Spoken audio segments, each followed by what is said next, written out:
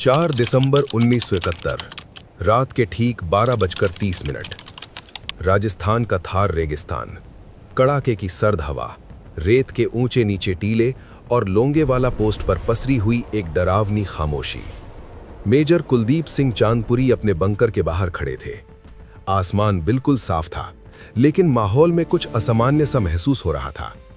अचानक उनके पैरों के नीचे जमीन हल्के हल्के कांपने लगी।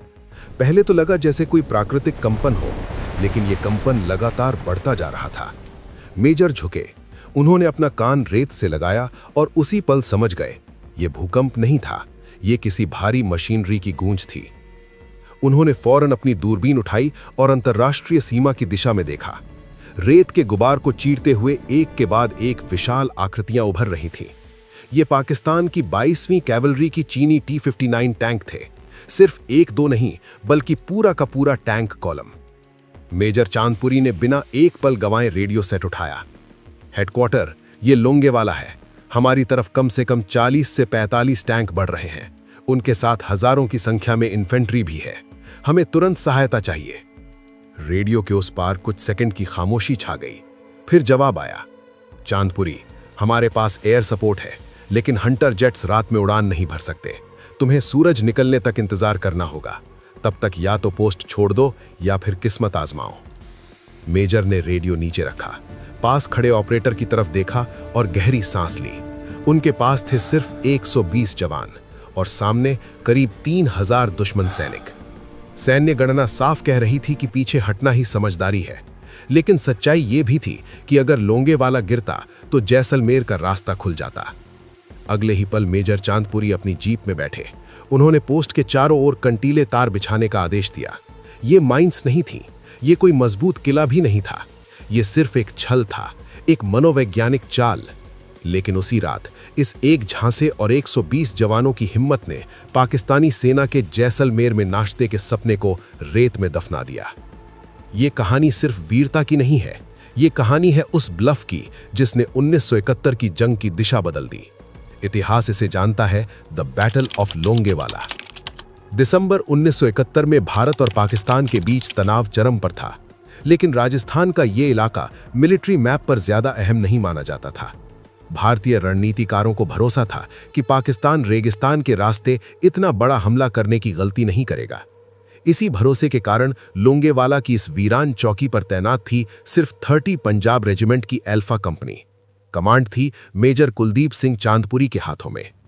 वो कोई फिल्मी किरदार नहीं थे, वो एक अनुभवी, शांत और प्रोफेशनल अधिकारी थे। उनका काम साफ था, देखो, पहचानो और रिपोर्ट करो। भारी हथियारों के नाम पर उनके पास थीं सिर्फ 2 jeep mounted M4 recoilless rifles. रात और गहराती जा रही थी। इसी दौरान सीमा से करीब 5-6 किलोमीटर दूर धर्मवीर अपनी पेट्रोलिंग पार्टी के साथ रेगिस्तान में मार्च कर रहे थे। अचानक हवा की दिशा बदली। धर्मवीर रुक गए। उन्होंने जवानों को हाथ के इशारे से चुप रहने को कहा। उस ठंडी हवा में उन्होंने 2 बेहद खतरनाक संकेत महसूस किए। पहला, धातु के टकराने की महीन आवाज, और दूसरा, डीजल के जलने की तीखी गंध। एक पल भी न गंवाए उन्होंने रेडियो दबाया। टाइगर 4 टू कंट्रोल, यहां कुछ बड़ा मूवमेंट है। टैंक ट्रैक्स की आवाज आ रही है, संख्या स्पष्ट नहीं है। लोंगेवाला पोस्ट पर मेजर चांदपुरी ने यह संदेश सुना। वो समझ चुके थे कि यह कोई छोटी घुसपैठ नहीं है, ये पूरी जंग की शुरुआत है। उन्होंने तुरंत जैसलमेर ब्रिगेड हेडक्वार्टर को सूचना दी। जवाब और भी कठोर था, चांदपुरी, हमारे पास अतिरिक्त फोर्स नहीं है, ना टैंक, ना पैदल सेना। हंटर विमान सुबह से पहले नहीं उड़ सकते। तुम्हें सूरज निकलने तक इंतजार करना होगा। तब तक या तो पोस्ट छोड़ दो या फिर रामगढ़ की तरफ पीछे हट जाओ। ये स्थिति एक रणनीतिक चेकमेट जैसी थी। 120 जवान, 2 RCL गन और सामने 45 टैंक। मेजर चांदपुरी ने अपने सूबेदारों और जवानों को इकट्ठा किया। उन्होंने साफ शब्दों में कहा, दुश्मन हमसे कई गुना ज्यादा है। यह संभव है कि सुबह तक ये पोस्ट लाशों से भर जाए। हमें पीछे हटने की इजाजत है। कोई इसे कायरता नहीं कहेगा, लेकिन अगर हम आज पीछे हटे तो कल दुश्मन जैसलमेर की सड़कों पर होगा। मैं 1 इंच भी पीछे नहीं हटूंगा। जिसे जाना है अभी जा सकता है। उन्होंने अपने जूते की तरफ इशारा किया। अगर दुश्मन हमें घेर ले तो मैं कैदी नहीं बनूंगा। मेरे पास आखिरी गोली खुद के लिए है। कुछ पल पूरी पोस्ट पर सन्नाटा छा गया। फिर बिना एक शब्द बोले एक एक जवान ने अपनी राइफल की सेफ्टी हटाई और अपनी ट्रेंच की ओर बढ़ गया। उस खामोशी ने तय कर दिया था कि उस रात लोंगेवाला से कोई पीछे नहीं हटेगा। मेजर चांदपुरी ने सिर्फ कमांड नहीं किया था, उन्होंने 120 इंसानों को लोहे की दीवार बना दिया था। और रेत के उन टीलों के पीछे पाकिस्तानी ब्रिगेड बिना जाने सीधे इतिहास के सबसे बड़े ब्लफ की ओर बढ़ रही।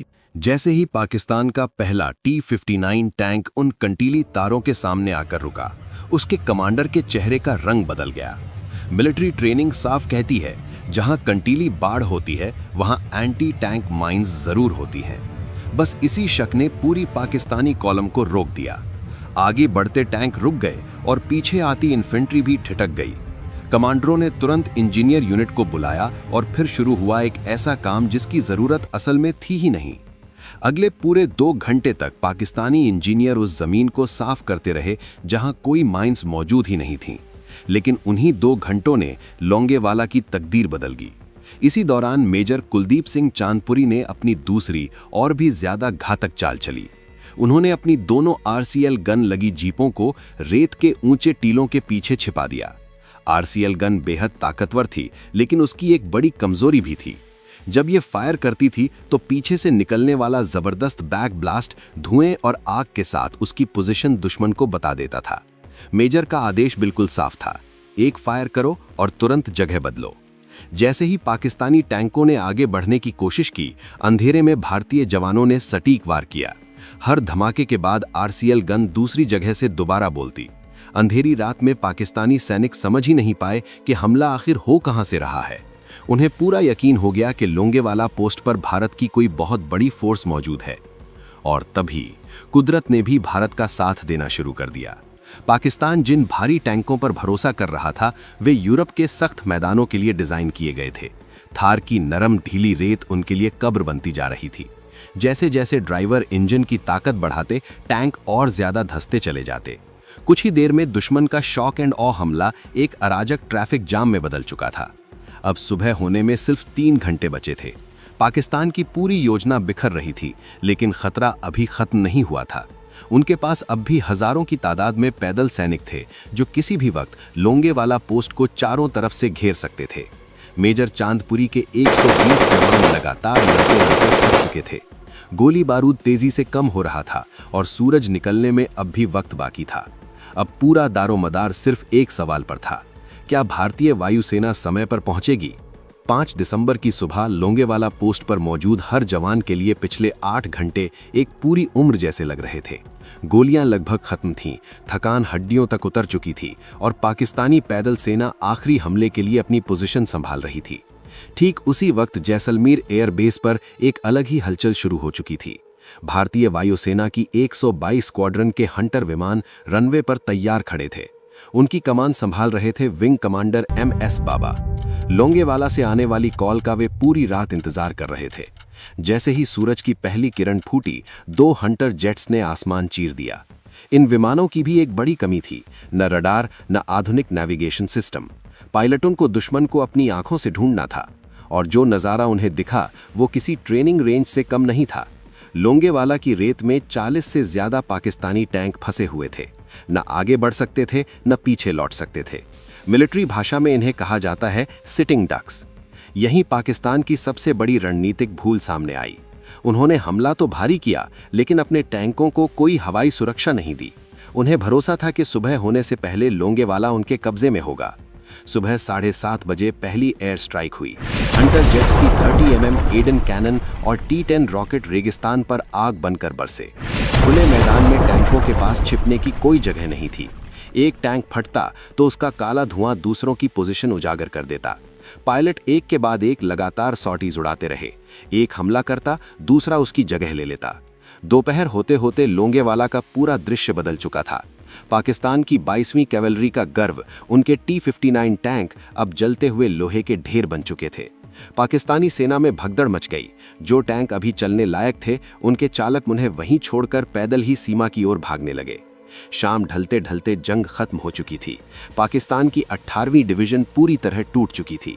जब मेजर चांदपुरी और उनके जवान अपनी ट्रेंचों से बाहर निकले तो उनके सामने एक कब्रिस्तान फैला था, दुश्मन की रणनीति का, उसके घमंड का। 120 भारतीय जवानों ने दुनिया को दिखा दिया था कि युद्ध सिर्फ हथियारों से नहीं बल्कि सही समय पर लिए गए सही फैसलों और साहसी ब्लफ से भी जीते जाते हैं। आज भी लोंगेवाला की रेत में वे पाकिस्तानी टैंक खड़े हैं इस बात की गवाही देने के लिए कि उस रात क्या हुआ था।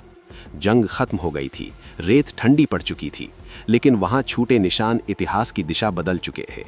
आज भी दुनिया के मिलिट्री एक्सपर्ट्स इस सवाल पर हैरान होते हैं कि 120 जवानों ने 3000 सैनिकों और 45 टैंकों को आखिर कैसे रोक दिया। जवाब सिर्फ बहादुरी नहीं है, उससे भी बड़ा जवाब है इरादा। लोंगेवाला की जीत सिर्फ एक पोस्ट बचाने की कहानी नहीं थी, ये जैसलमेर को बचाने की कहानी थी, ये जोधपुर को बचाने की कहानी थी। अगर उस रात मेजर चांदपुरी पीछे हट जाते तो पाकिस्तान का ब्रेकफास्ट इन जैसलमेर सच हो जाता, पश्चिमी मोर्चा ढह जाता और 1971 की जंग का इतिहास शायद कुछ और होता। इस जीत ने पाकिस्तान का वो तुरुप का इक्का छीन लिया जिसे वो बातचीत की मेज पर इस्तेमाल करना चाहता था। लोंगेवाला की हार ने पाकिस्तानी सेना की कमर तोड़ दी और ठीक 11 दिन बाद ढाका में 93,000 पाकिस्तानी सैनिकों ने आत्मसमर्पण कर दिया। दुनिया के नक्शे पर एक नया देश उभरा, बांग्लादेश। भारत ने उस रात अपने सिर्फ 2 जांबाज खोए, जबकि पाकिस्तान के 200 से ज्यादा सैनिक और 34 से अधिक टैंक उसी रेत में दफन हो गए। आज भी अगर आप थार की उन खामोश रातों में लोंगेवाला से गुजरें तो रेत के टीलों के पीछे से लोहे की रगड़ और इंजनों की गूंज सुनाई देती है। जंग खाए बेबस लाचार टैंक आज भी वहीं खड़े हैं, पाकिस्तान की उस सबसे बड़ी भूल की गवाही देते हुए जो उन्होंने 1971 की उस अंधेरी रात में की थी। उन्होंने सोचा था रास्ता साफ है, उन्हें अंदाजा नहीं था कि भारत की सरहद पर लोहे नहीं फौलादी जिगर पहरे दे रहे हैं। इसे कहा गया द बैटल ऑफ लोंगेवाला, एक ऐसी जंग जो सिर्फ जीती नहीं गई, रची गई थी।